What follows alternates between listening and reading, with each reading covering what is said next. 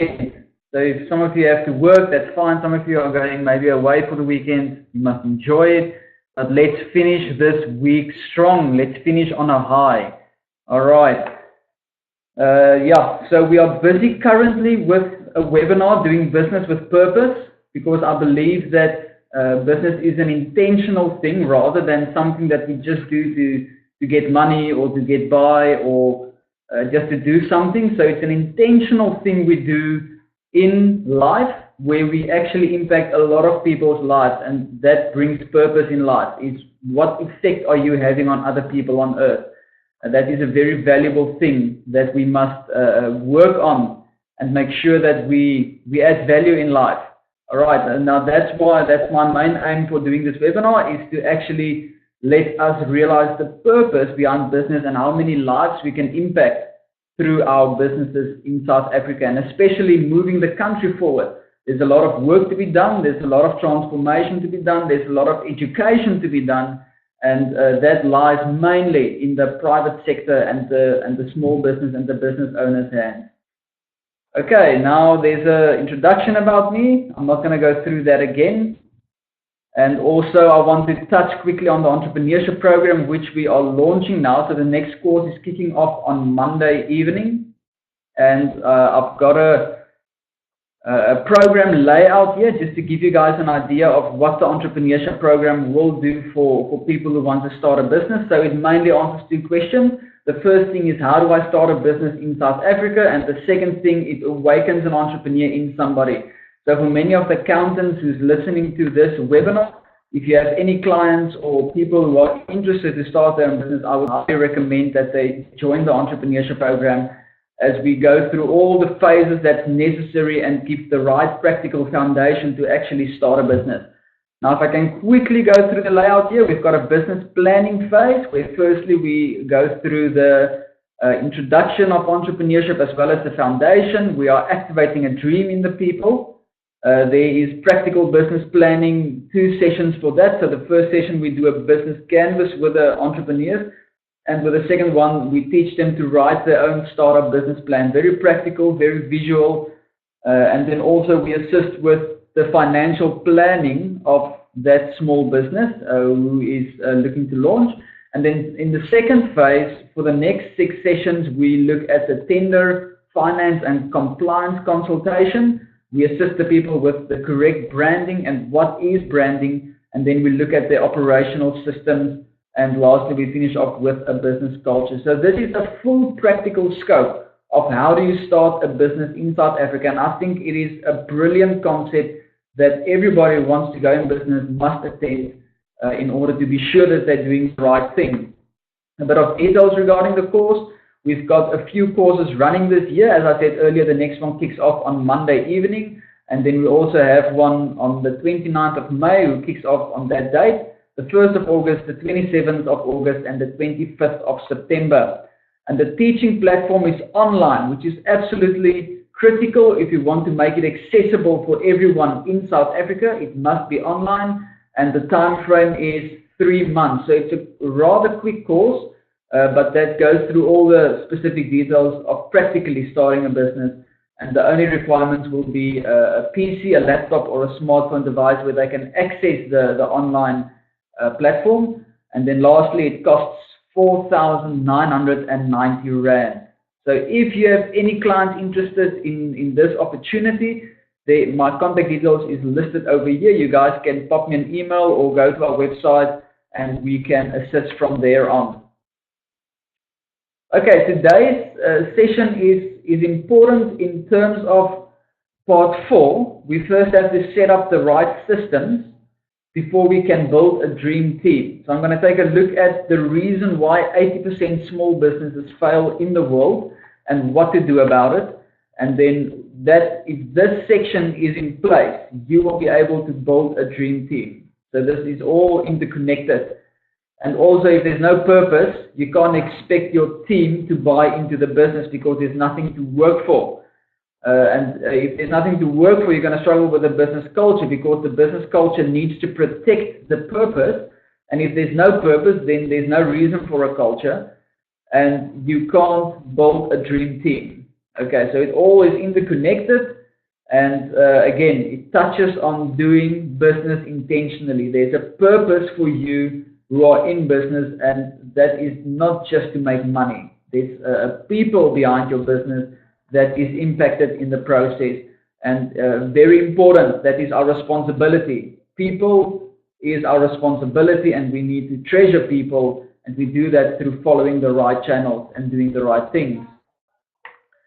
Okay, I'm not going to recap. If you guys missed the first 2 or 3 sessions, or the first 2 sessions rather, I did upload it onto my YouTube channel.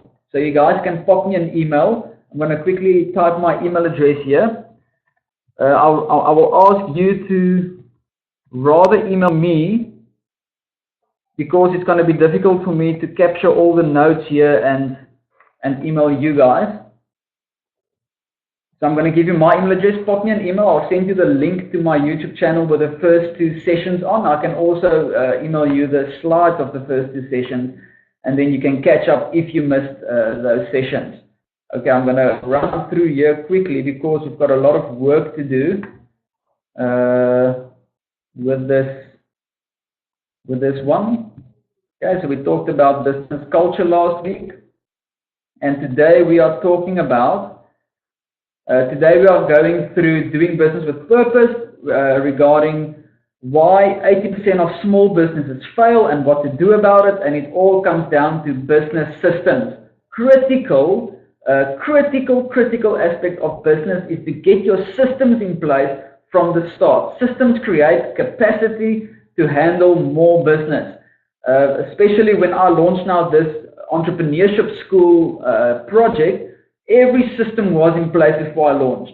My sales system was in place, all the emails was already set up, all the SMSs was already set up, my marketing was set up, and the operations is set up, and then I launched, because I know everything that's coming my way will go through exactly the same process as the other leads. So everything is going exactly according to plan, and that all comes down to proper business systems, which is critical.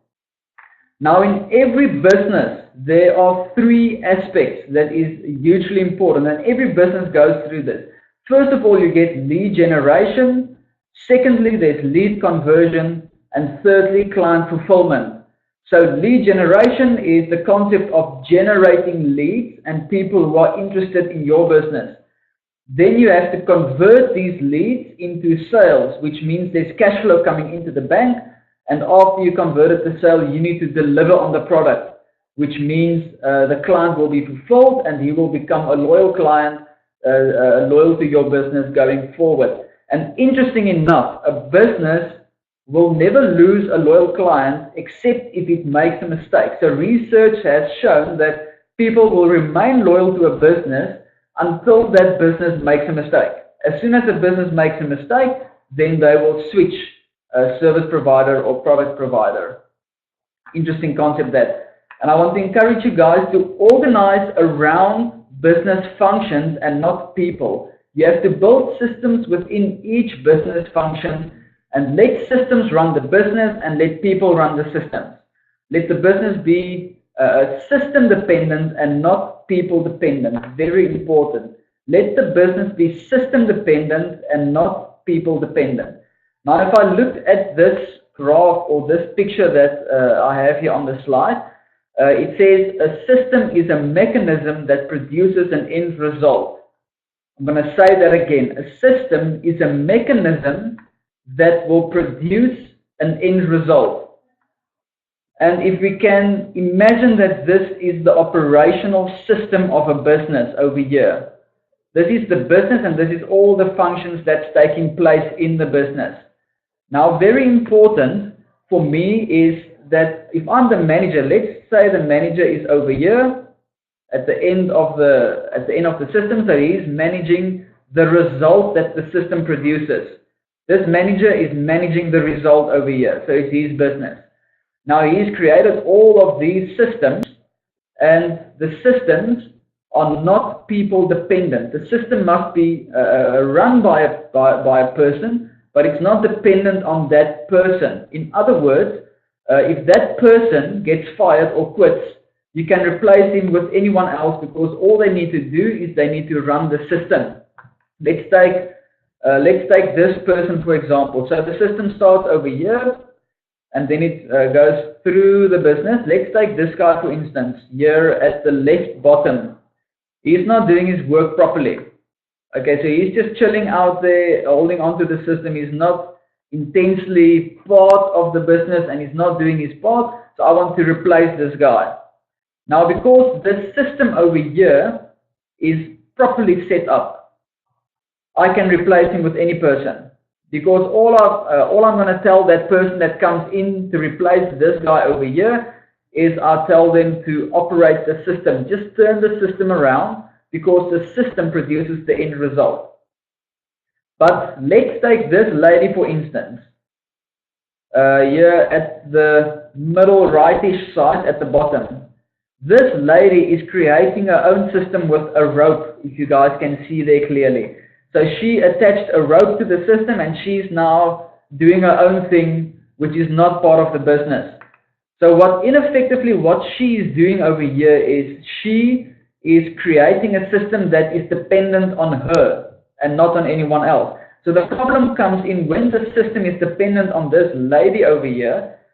When she leaves, quits, or gets fired, then the rope falls down to the floor, and no one else will know how to operate the rope, because she set up the rope additionally to the business system that's already in place and connected with the other systems over here.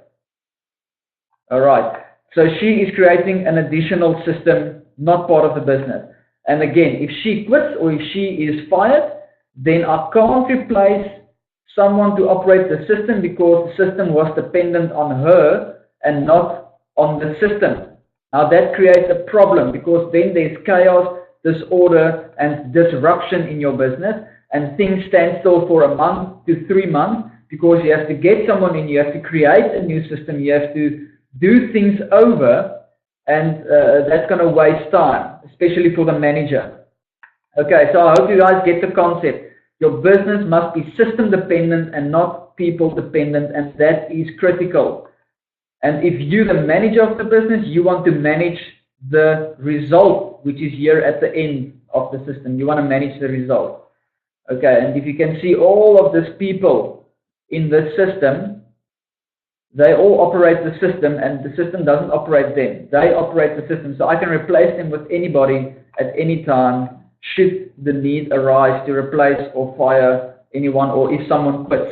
It's not a disaster. I have my system in place, and I just tell the next person, get in there and follow the system. Easy stuff. Okay, so that is actually, if you take a look at small businesses that fail worldwide, this is the main reason for them to fail. It's because the businesses are people dependent and not system dependent. So every entrepreneur consists of three characteristics, which is an entrepreneur, a manager, and a technician. Now, most people think if I'm quitting my job and if I go into business, I'm an entrepreneur. But that's actually not the case. The case is that I'm a technician who was probably very good at what I was doing. Let's say I'm a plumber. So I'm an excellent plumber, but I'm working for a boss. Now the boss becomes a problem, and I reckon that I'm brilliant at being a plumber, and this boss would not have a business if it wasn't for me. So I'm going to quit my job, I'm going to get rid of the boss, and then I'm going to create my own business. That means I'm an entrepreneur. And that's a misconception in the world that is absolutely not true, because that is not entrepreneurship. If you guys think back to the first session, entrepreneurship starts with a dream. Entrepreneurship is then created by a vision, where an entrepreneur tells his story to people, and he's a leader. So he creates an organization that works. That's an entrepreneur. Someone who creates an organization, not someone that quits his job, wants to get rid of the boss, and then go into business for himself. That's not entrepreneurship. That's a technician suffering from an entrepreneurial seizure. Okay, that's a technician suffering from an entrepreneurial seizure. And then he's an entrepreneur for a week because he has this vision, but he has no idea about what entrepreneurship is, how to run a business, what is a system. He hustles, He works 14 to 16 hours a day because he's now self-employed, but that's fine for the first month because he's working on his own dream. He's got no concept of systems whatsoever. And eventually the 14 to 16 hours becomes a huge problem in a period of a year to 2 years. The business becomes your boss. So you got rid of the boss in the first place, but you created a new boss, your business, because you don't know what business is. And that is a misconception suffered by many technicians. And then they eventually fail in a period of 1 to 4 years, and they believe the lie or small business is a lie, and it's not profitable and so on. But if the person did the correct steps and built the right foundation from the start, you get a different outcome. It's like the founder of IBM way back in the 80s. They interviewed him and asked him how did he manage to build such a huge business, because that business at one stage had more money in the bank than the United States government. And they asked him, how did he build such a huge business? And he said, it's easy. A small business is actually, a large business or corporate is actually a small business doing the right things over and over and over. And when he once got the vision, he said, I have the vision. I already saw IBM, the end product, and then I knew I now had to create all the systems to get to the end product. So that's very important to start on the right way, that you can get the right foundation in place, because that's going to build a foundation and a capacity to actually build your business properly over time. But if there's no foundation, if there's no systems in place, what you have built will collapse eventually within a short while.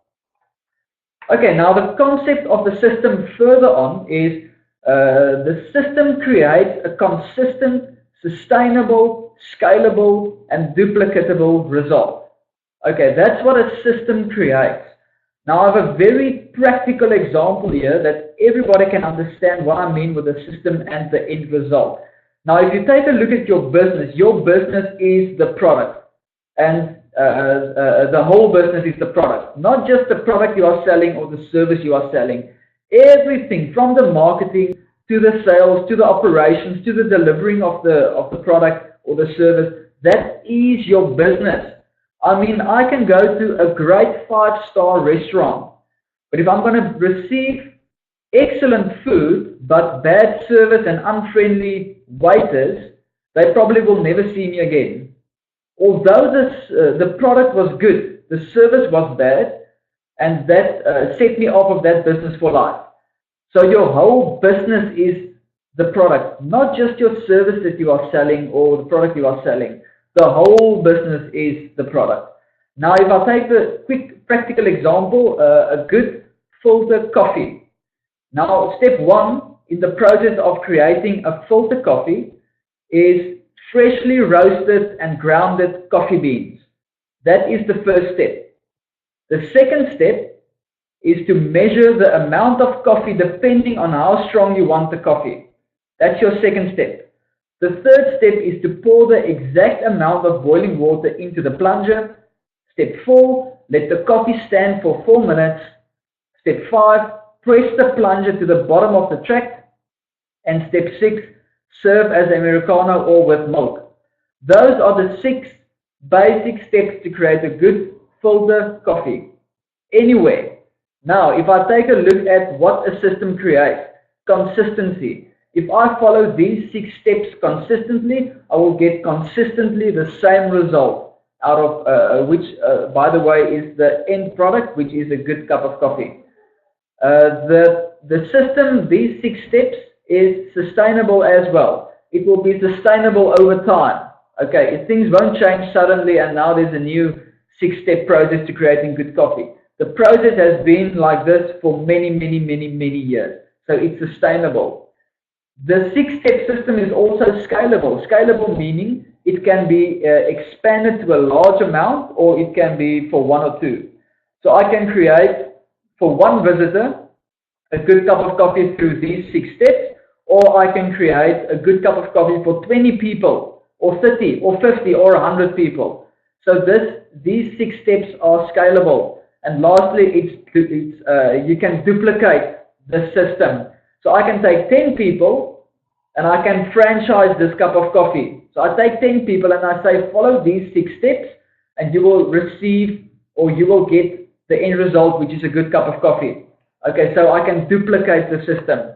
Now that is the result of any system in your business. It will create a consistent result, a sustainable result. You can scale it. You've got the capacity now to scale your business, receive more business, and you can duplicate it. If the systems are in place, you will be able to duplicate your business 1,000 times.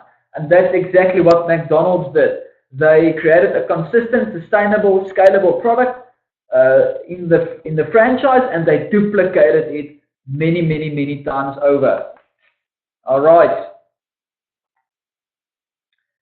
Now the key results of a business system, I've already now discussed what a system creates. Now the result of the system is it produces order and control in your business.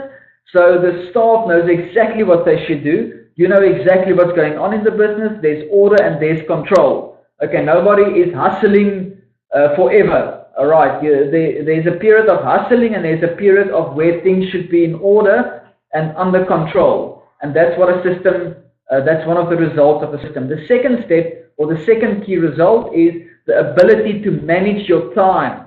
So if you are a business owner and there's systems in place, rather from doing work in the business, you work on your business. So when I work on my business, I can go to my diary and I can write down, from 8 to 9, I follow the marketing system. From 9 to 10, I follow the sales system. From 10 to 4, I follow the operations system.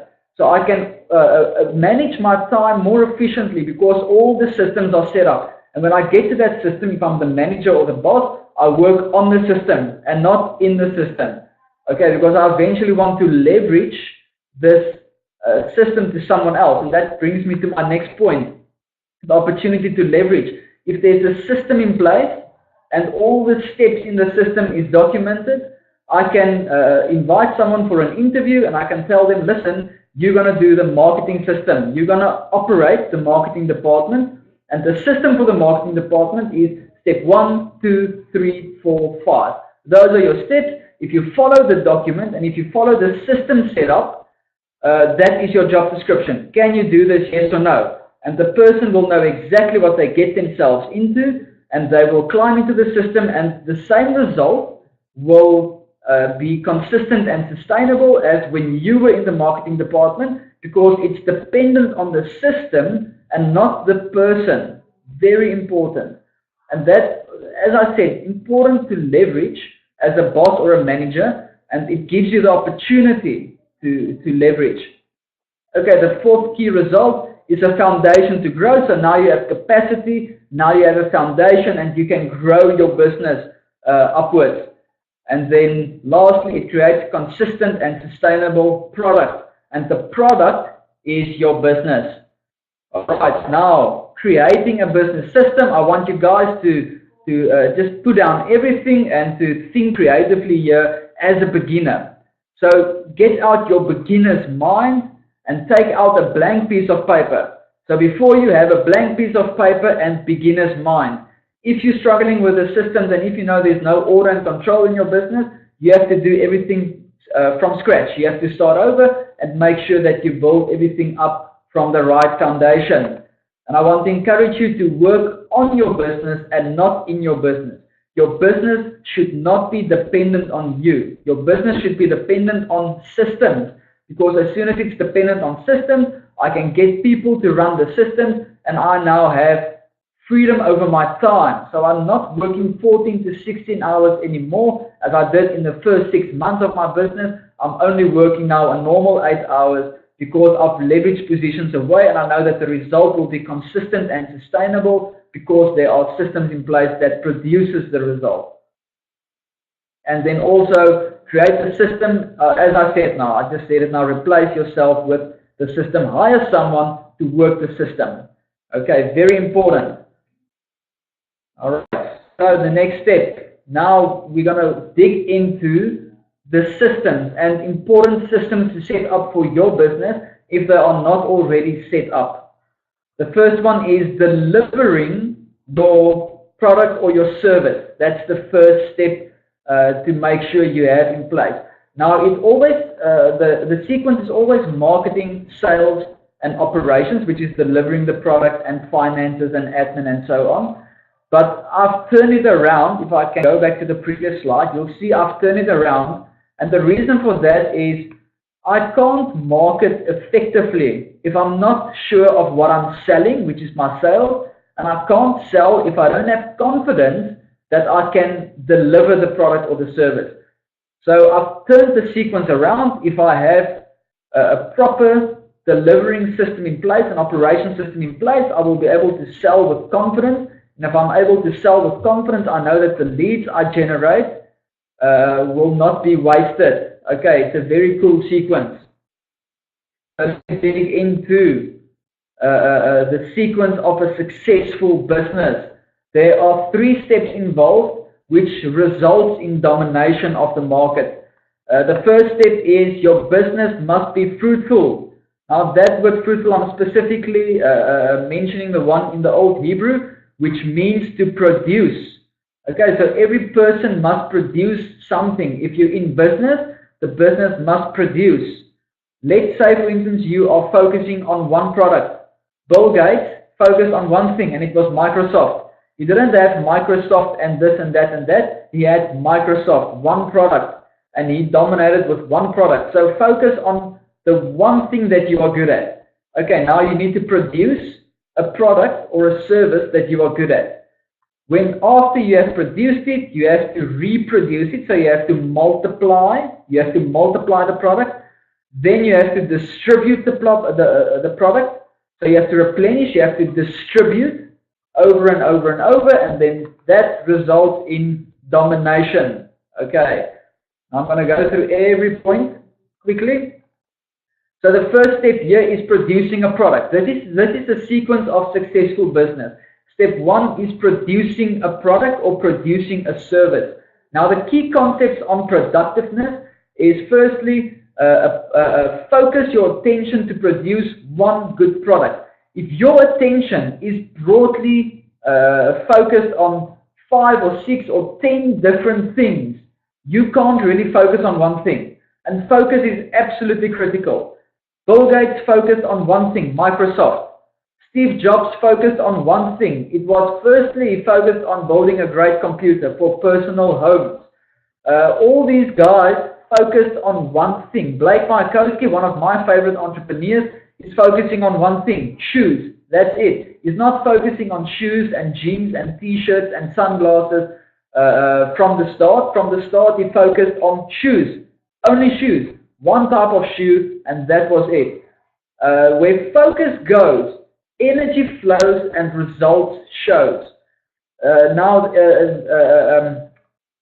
Practically, a light bulb and a laser beam has the exact same amount of energy that it generates.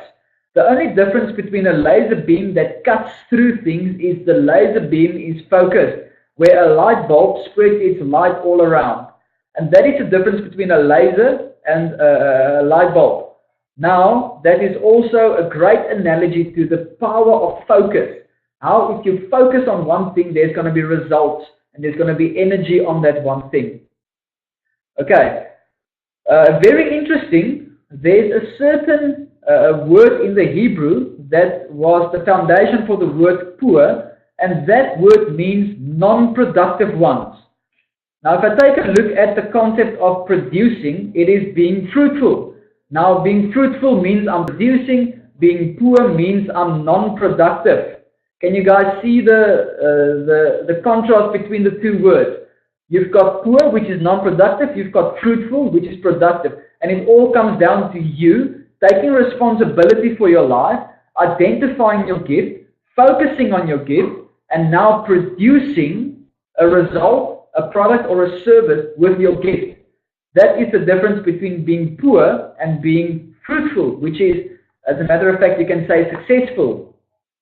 And poverty, I want to add here, is a lack of creativity and innovation. It's not a lack of resources. Okay, everybody is creative. Everybody has creative genius inside of them. It is possible for you to be creative, and if you're not, there's a good chance you're going to live a limited life and live in poverty. Okay, and then there's no crisis except for crisis of creativity. So there's no business crisis except for crisis of creativity. And I want to also add here the value concept of money. No matter what anybody tells you, the money in the world, ever since the beginning of mankind, never left the earth. All the money is still here. All the value is still here. No money went to Mars or to the moon. It's all here. And that money will only be attracted to value. Okay, now there's a quote that says, you will be paid exactly according to the amount of value you bring to the marketplace. So if you want more money to be paid to your business, you have to increase the value of your business, the value of your products, and the value of your services. Okay, and I've got good news. Whenever you hit a trial or a tribulation in your business, rather than asking why this is happening to me, try to see the opportunity in the problem. Try to see the opportunity in the market or in the trial and tribulation. Okay, try to see the opportunity. It's always possible to see an opportunity because desperation increases innovation. I'm going to use a very practical example here.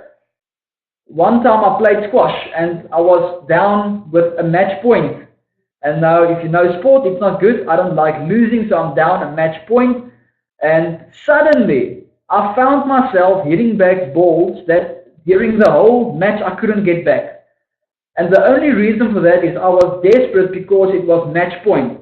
So that desperation stirred in me innovation to get the balls back, no matter how. Just get the ball back. Just be extra sharp, extra alert. So when you are going through desperate times, that is the perfect opportunity for a brilliant idea, for brilliant creativity, for brilliant innovation. All right. I see some people say the sound is bad. There's unfortunately nothing I can do about that. It must be the software product we are using here at the ICB. So just bear with me. If the sound is a bit bad, just bear with me, please. Okay, step 2, you have to reproduce. So first of all, you have to be productive. You have to produce a good product or a good service. Second step, you have to reproduce your product. Okay, you must be able to multiply your product through a system which will make it sustainable and consistent. All right, now the importance of reproduction is that without a solid system that you can reproduce your product or your service, your business will die. Because it will stop with one service or product. It will stop when you deliver it once to a client.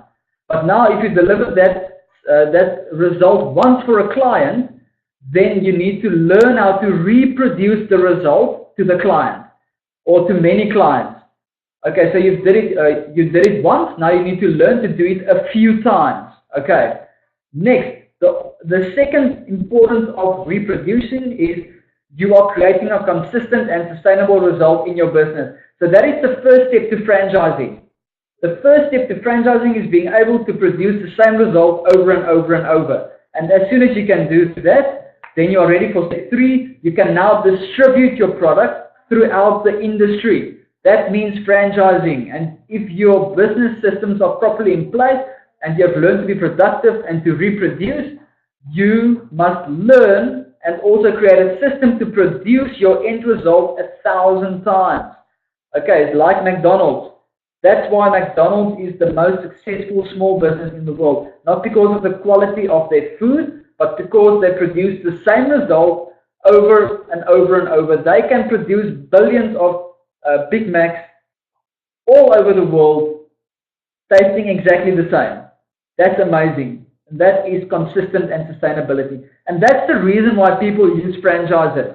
If I go to Steers or McDonald's, I know exactly what's the product I'm going to get out of that franchise. I don't have to worry or wonder if this is a private restaurant. You never know what's going to come. It can either be great food or it can be crap food. One of those two.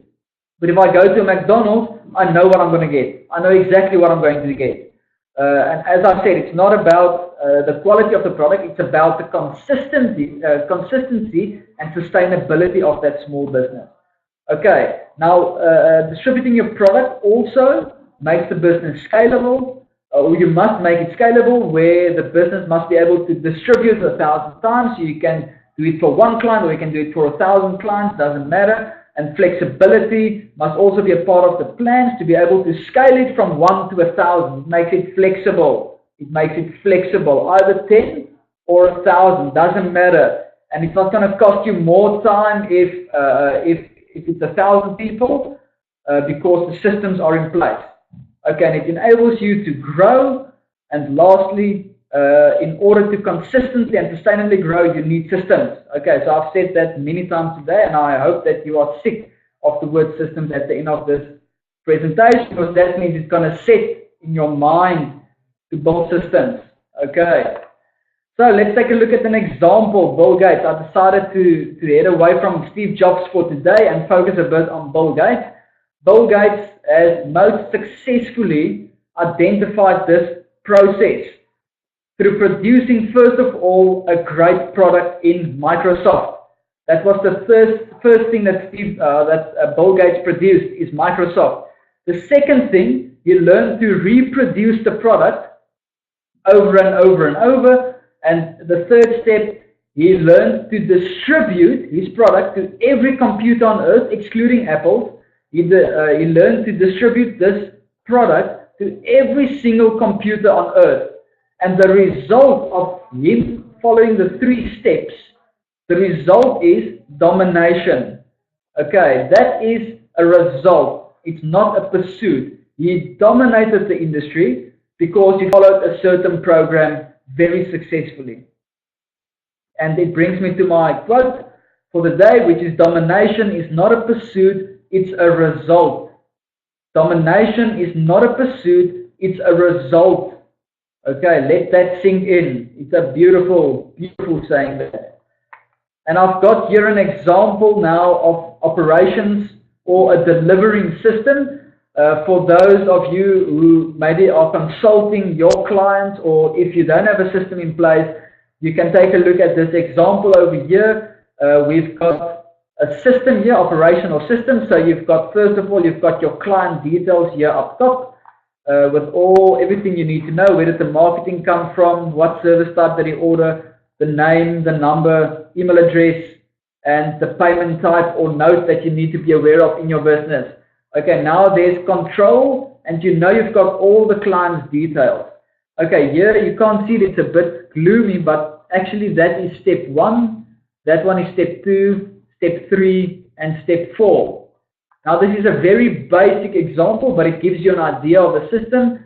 Okay, so step 1 over here is the service will start. So I can write a date of when the service started for the client, which means if I have a 14-day delivering time frame for the client, I must make sure that I start on time with the service, and this will keep me accountable. So I can track the process of the service on my sheet. Okay, step 2 is the service finalized, so then I can put in the date of when the service must be finalized, which is the deadline. Step 3, delivering to customer. Okay, that needs to be delivered to the customer. And step 4, follow up and find out if your customer was happy with the service and the product or not. Okay, this is a basic system that anybody can use for his business to make sure that what he promised in his marketing, he's now delivering. Alright, the next step is your sales system. Very important. And in a general perspective, when you look at marketing and when you look at sales, it comes down to marketing is your lead generation, sales is your lead conversion, and then delivery, which we just spoke about, is your client fulfillment. And those are the 3 aspects that resemble every single business. You've got lead generation, lead conversion, client fulfillment. Very important. Okay, now sales. Now there's an important sequence when it comes to marketing and sales that many people are missing. And that sequence comes down to 3 steps. Firstly, get the attention. Secondly, communication, and thirdly, trust. I'm going to repeat that because this is important for sales and for marketing. When you do a sales call or when you do marketing advertising campaign, you have to get the attention of the people, you have to communicate, and that result is then trust, which persuades them to use your product or your service. Okay. So the sales sequence is firstly get the attention. You have to get the prospect's attention.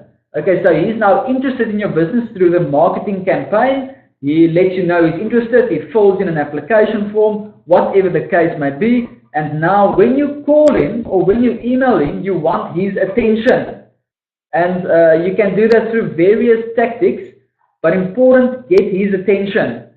Normally, I am not the greatest salesman out there, so I create always systems and sequences for my sales, and I use that sequence to get the client's attention. For instance, now with the Entrepreneurship School, I'll send an email where I tell the guy this is the introduction email, and I'm going to give him a call throughout the day, but here's the details so long. So that gets his attention to what's going on the Entrepreneurship program. When I phone him 2 or 3 hours later, and he has read the email, he knows exactly who I am and why I'm calling, and I have his attention because the value that I'm offering is proper and practical.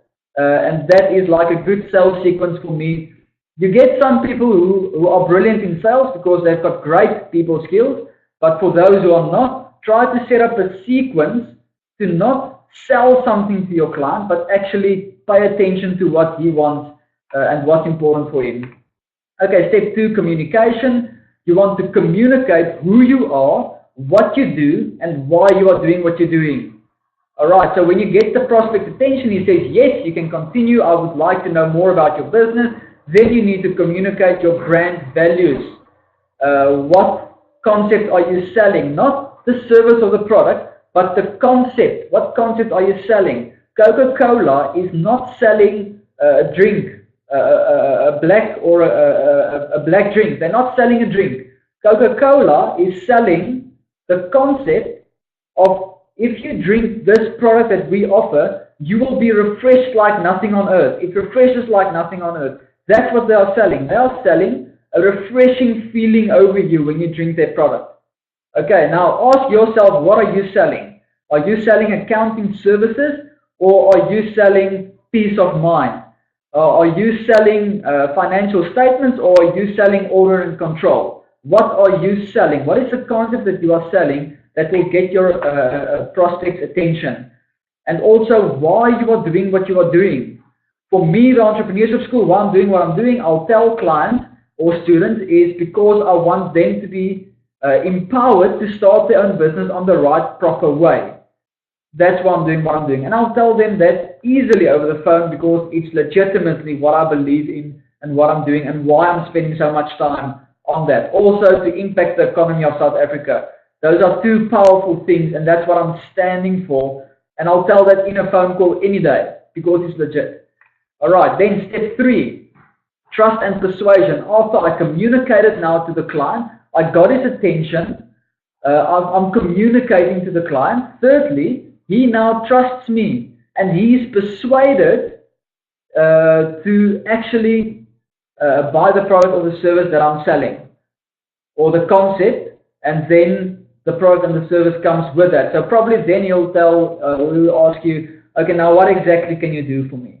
Now that is very important to understand that when I'm doing sales, I must be confident.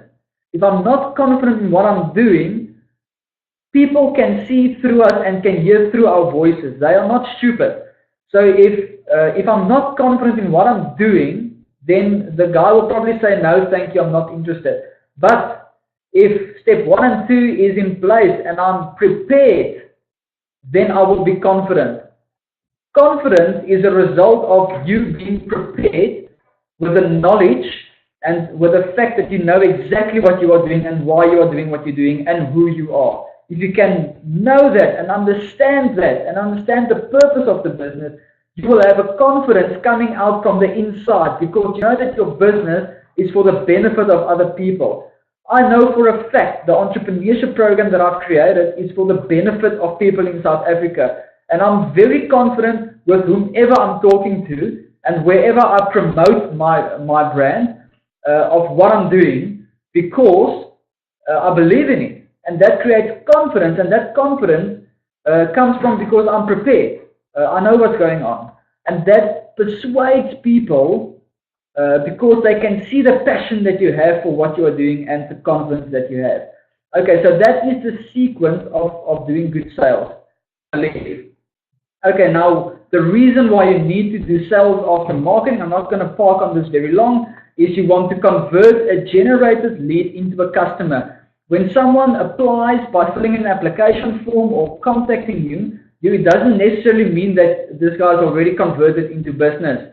Okay, because the cash is not in the bank. If the cash is not in the bank, nothing has taken place yet.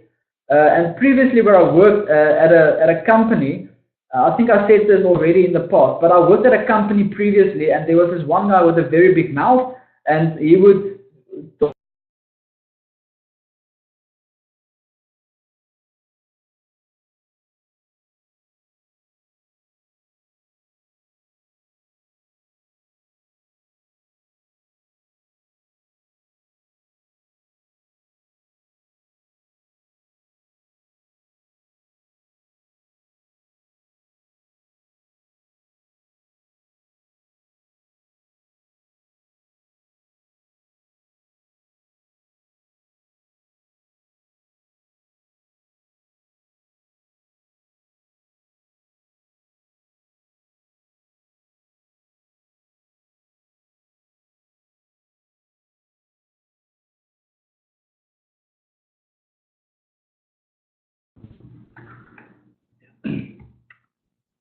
Okay, sorry about that. It just cut out for a quick moment. I'll quickly repeat here on the sales section. Okay, so the reason why I need, so I was busy with this guy with a big mouth, if I'm correct.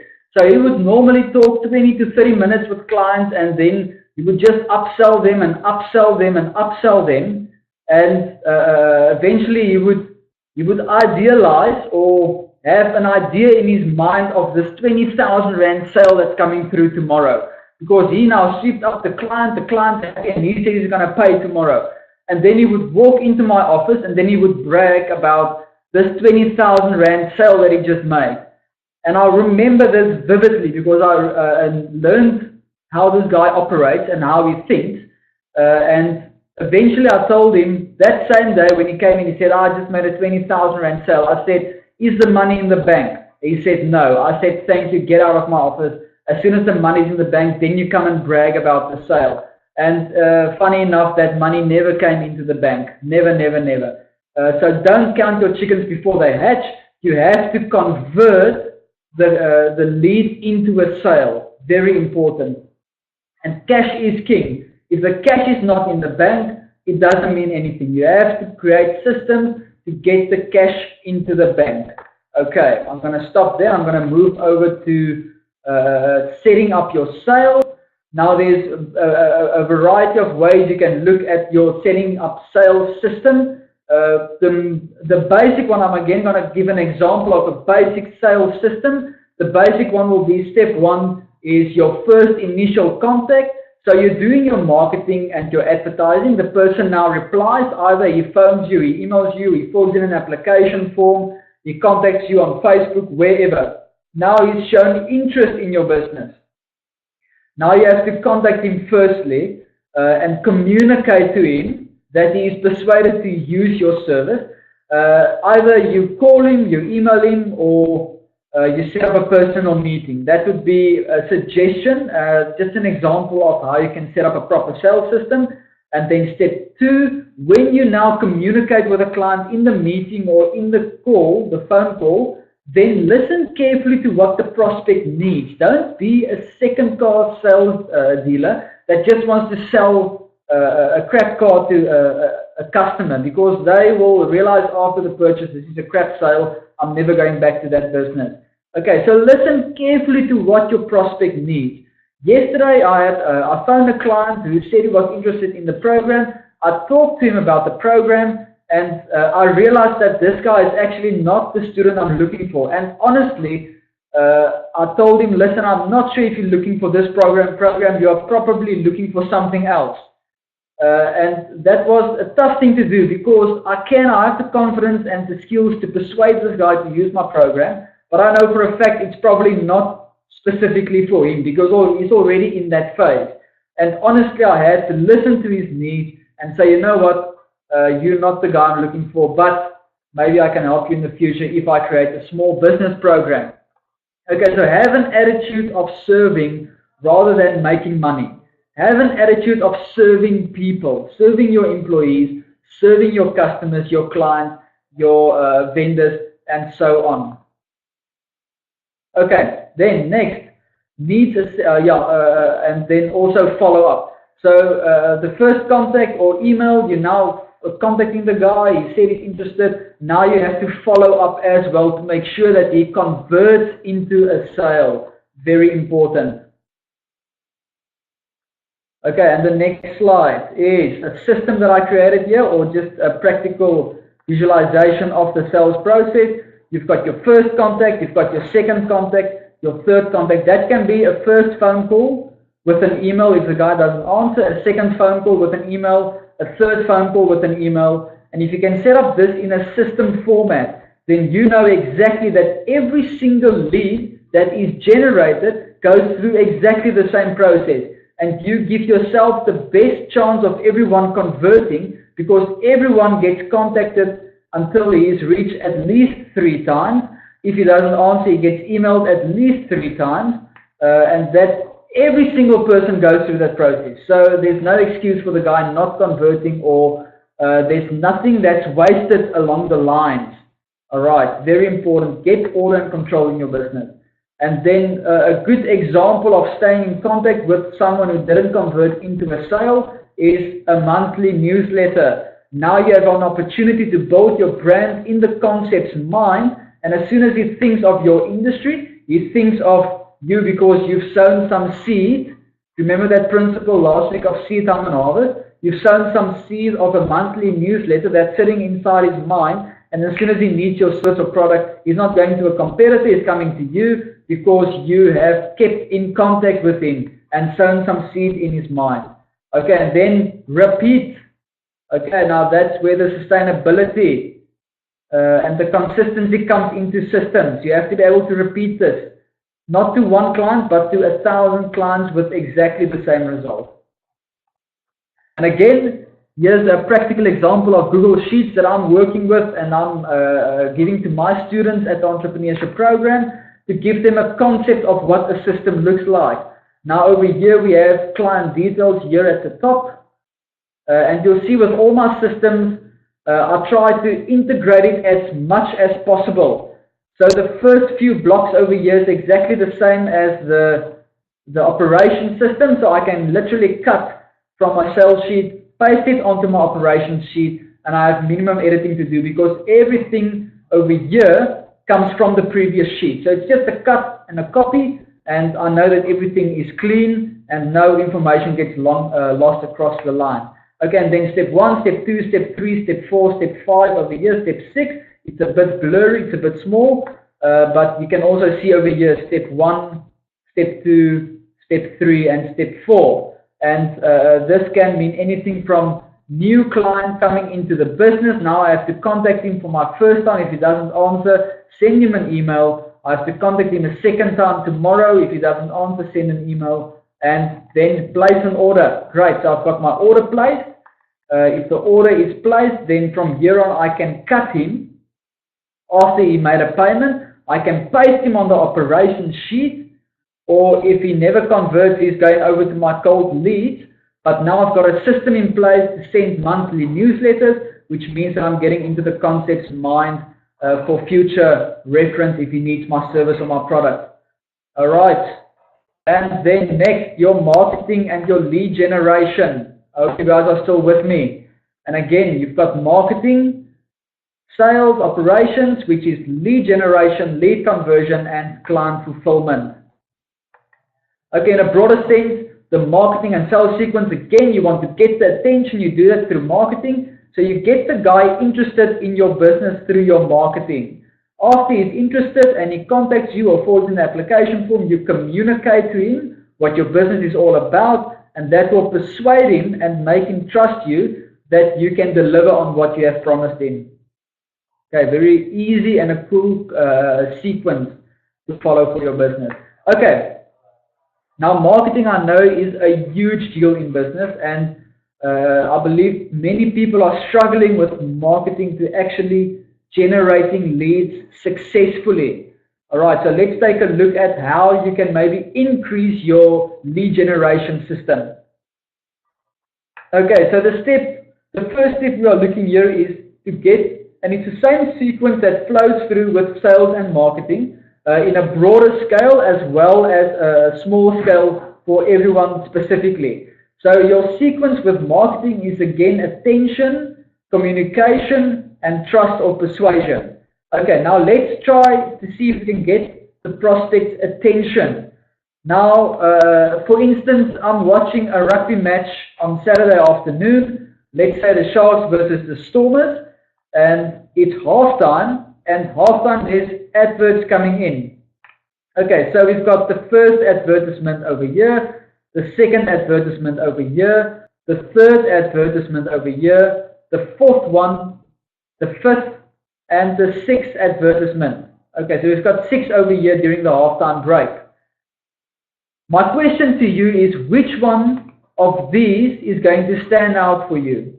Which one grabs your attention? It's obviously number 4. It's obvious that number 4 grabs your attention, and the reason for that is it is different. Okay, now, marketing companies all over are doing the same thing because people are afraid to be different. People want to fit in. People want to be general with the general public.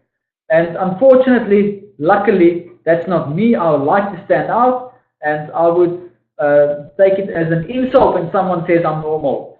I'm not normal. I'm unique. I'm a bit weird, and that's fine. I want to be weird and normal, abnormal, because that makes me different. And if I can identify that difference in me, I have value to add in my life that I can add to other people's lives. And yeah, anyways, you get the picture.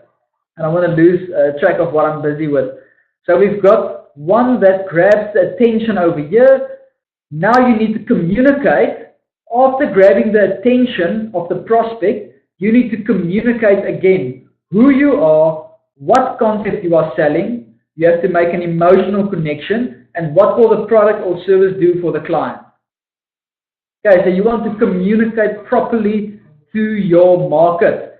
There was an advert many years ago of, let's say it was Tommy Hilfiger perfume. Let's say it was Tommy Hilfiger perfume. And there was an advert where there was a man and a woman in the streets of Paris, so it's a romantic setting, and they were glancing at each other across the street, and at the end of the advert they were kissing and they were now in love.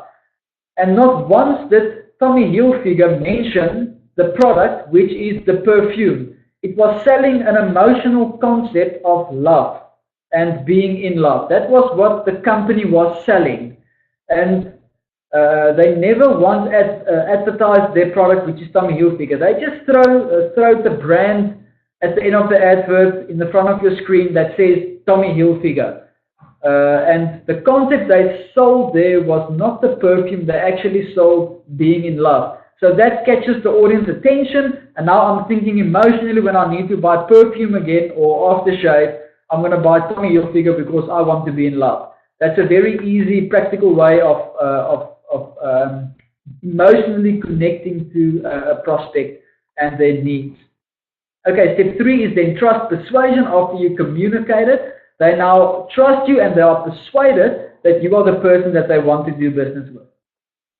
Okay, and then setting up your marketing, the strategy. I've got a 3-step strategy here to set up your marketing. If you are struggling with your marketing, or if you want to teach your new clients to do their own marketing, step 1 is your strategy. You first of all have to identify your target market. What will get their attention? What are they interested in? What are their needs? Then you have to know exactly what you are selling, and not your service or your product. What's the concept you are selling in your business? and then you have to create content that will get the market's attention, interest them, and provide them with a solution to their needs and their problems. The second step is your marketing channels, which is, there's a bunch of marketing channels you can use, but it all comes down to where is your target market's attention. If you are focusing on young people today, then you need to have a good social media campaign, a good Google AdWords campaign, a good website, and a solid brand building. If your market is more the older people, let's say the 50-year-olds or the 60-year-olds, then you're going to have to do more networking, viral marketing, wherever your market's attention is. That's how you choose the channel through which you do marketing. So you've got social media, which is Facebook, Twitter, you've got Instagram, you've got all those platforms. Google AdWords is a good one. I like Google AdWords. It can be very competitive, but I think it's a very good concept if you have a good, solid website in place. Visual marketing is the old school way of flyers, banners, especially the security companies are doing these morning banners where they park like 6 buckies or vehicles and they have their banners and they hand out flyers at the traffic lights. You've got networking. Now you've got a few organizations, something like a BNI or a Cape Network event where you meet people face to face and you network with them on what it is that you do.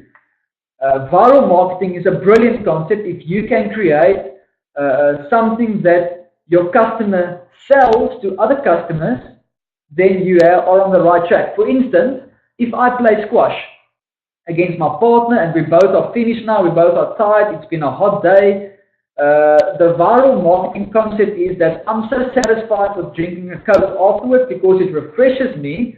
Now I tell my partner who I played squash against, I say, listen, let me buy you a Coke, or why don't you buy a Coke? Because it will refresh you, because I see you are now hot and you are now tired of the game. Now that viral marketing is not, that viral marketing doesn't cost Coca-Cola anything. Okay, it's just me who is satisfied with the product or the service. I recommend it to my friend or to someone I work with or whoever, and then they trust me because it's a personal reference which doesn't cost the company anything, and then they go and buy because of the personal reference. So that's a concept of viral marketing, and importantly, what you can do with viral marketing is you can create something that your client goes and sells to other people, and you can give them a commission off the sale. That is a good idea. And then lastly, brand building. Now you do that mainly through social media, get proper Facebook page up and running, get a lot of likes, build brand credibility, and build a proper brand. You can do that through email marketing, sending leads, emails, and so on and so on. You get the picture, I hope. And then lastly, that is the lead generation system. You have to plan, you have to do, you have to adjust, redo, and then repeat. Plan, do, adjust, redo. Plan, do, adjust, redo. Okay, over and over and over, creating a system that works. And again, a Google Sheet system that gives you an idea of your marketing system. You've got marketing type, strategy, cost, time frame, goal, and notes. Okay, my time is up. There is a link and there's a book that you guys can read. This is a fantastic book. It changed my life as a young man in business, which was a few years ago when I was 24. I read this book and it changed my life forever regarding business and the way I saw business and the way I understood business. This is a brilliant book. I would highly recommend that every single person in business and who wants to start a business goes and reads this book. It's probably one of the best investments you'll ever make. And there's also a video on the E-Myth concept by Michael E. Gerber that you can watch on YouTube. There's the link for that video. Okay, I hope today's session was productive, and I want to encourage you guys to go confidently in the direction of your dreams. I want to encourage you to take a look at your business and, if necessary, build up the proper and right foundations from the start. Blank piece of paper, beginner's mind. Start with your delivering and your operational system. Make sure that you can convert your leads coming in and then go generate some proper leads. I hope you have a fantastic day. I hope you have a fantastic weekend, and I will see you next week for the last session on building a dream team. Thank you guys. Have a great day.